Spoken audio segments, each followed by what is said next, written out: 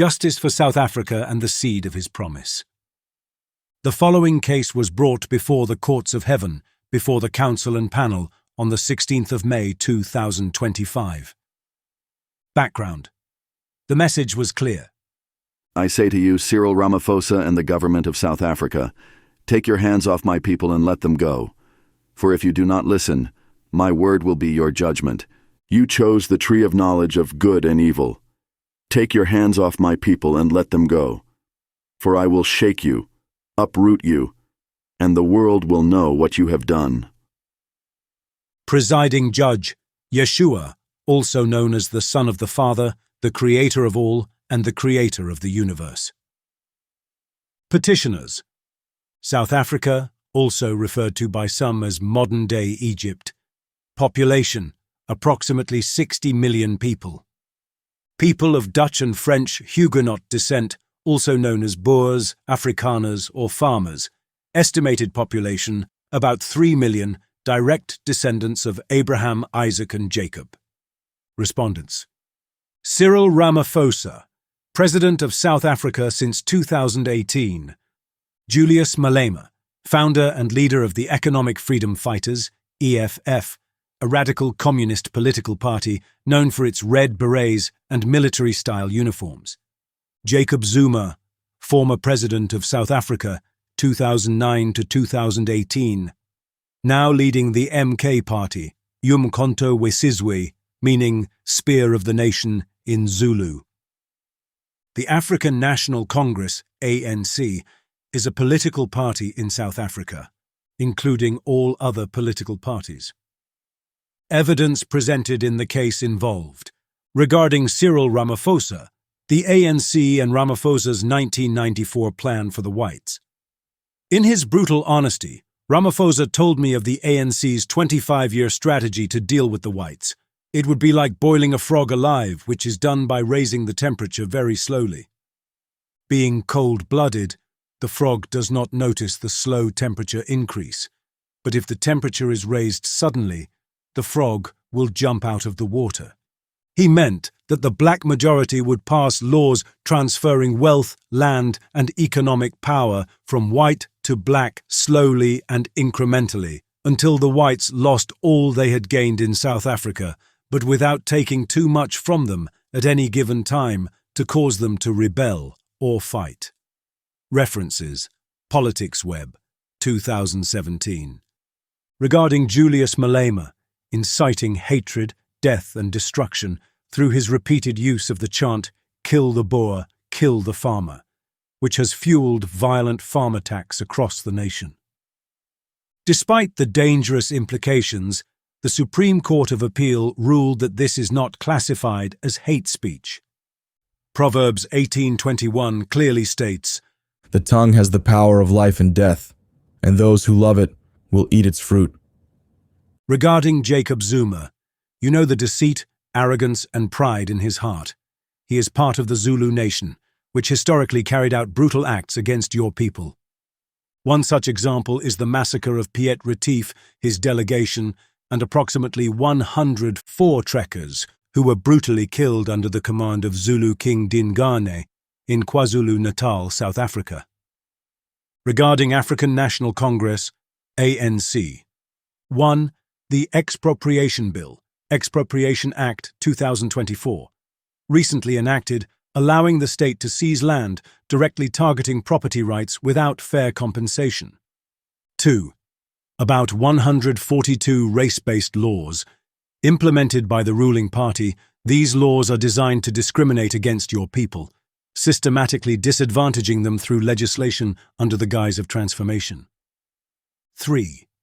Black Economic Empowerment, aka BEE, a policy that disproportionately burdens a small segment of the population.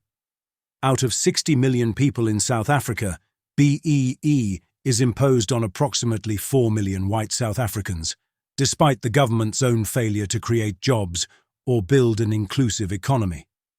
The mathematics and the justice do not add up. 4. Failure to address corruption. There has been a consistent failure to hold individuals accountable for widespread corruption within state-owned enterprises and across many municipalities in South Africa.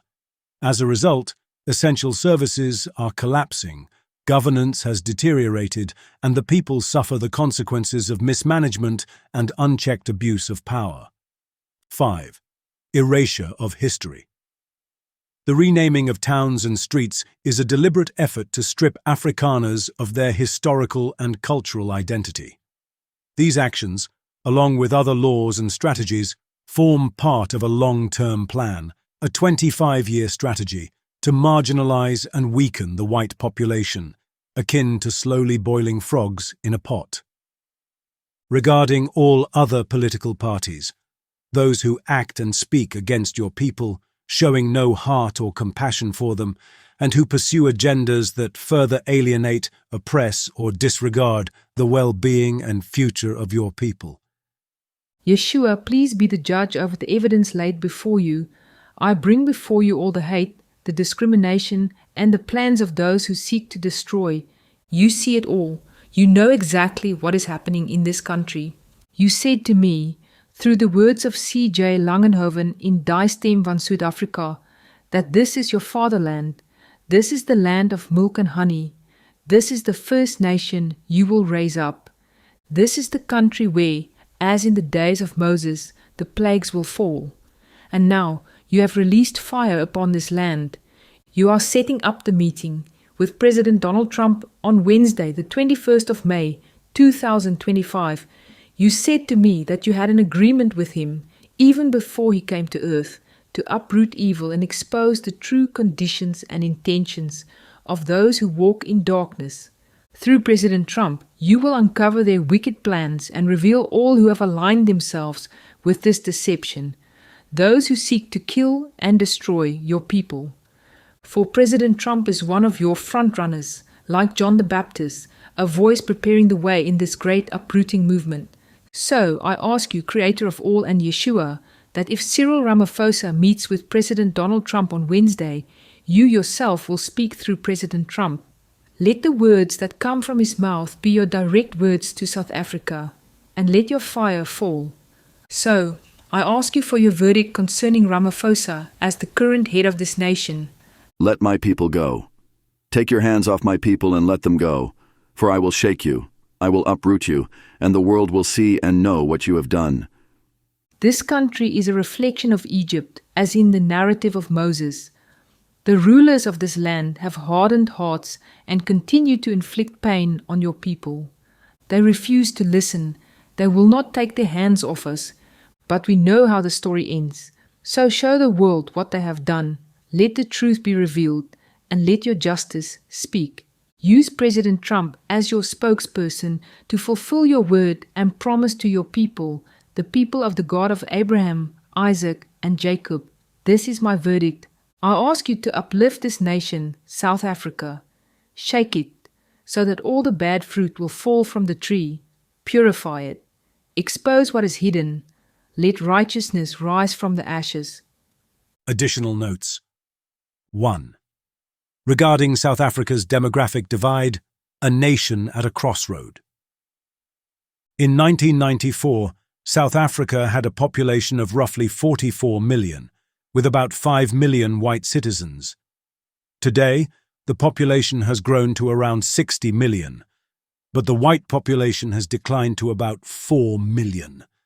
That means while the nation added roughly 20 million people, the white minority, now smaller than before, faces growing pressure under policies like BEE, Black Economic Empowerment. Instead of prioritizing education and long-term development, the focus shifted toward a liberation narrative, leaving many challenges unaddressed. The result? A small segment of the population is expected to sustain a rapidly growing nation, while the foundational issues, skills development, infrastructure, and sustainable empowerment remain underdeveloped. 2. A history, written in fire, the persecution of the Boer, Afrikaner, and farmer. Summary.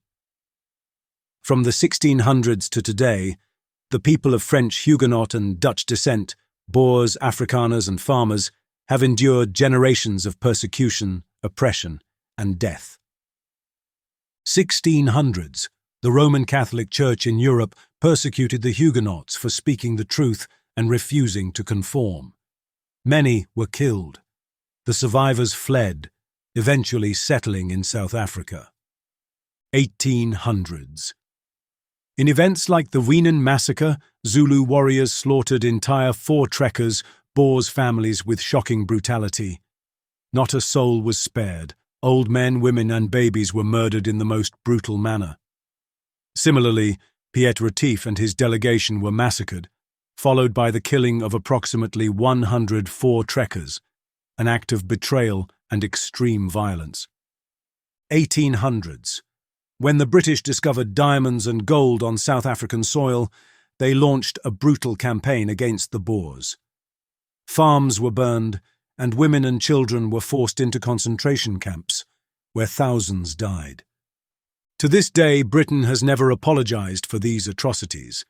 It's also important to note, it was the British who laid the groundwork for apartheid, not the Boers. Today, persecution continues. Race-based laws like BEE target white South Africans, land seizures loom, and hate speech like "kill the Boer, kill the farmer" incites violence and fuels brutal farm attacks on those trying to live and work in peace. References. The following references were used. 1. Mueller, D.M. 2025. Case solved, mystery of justice. 2.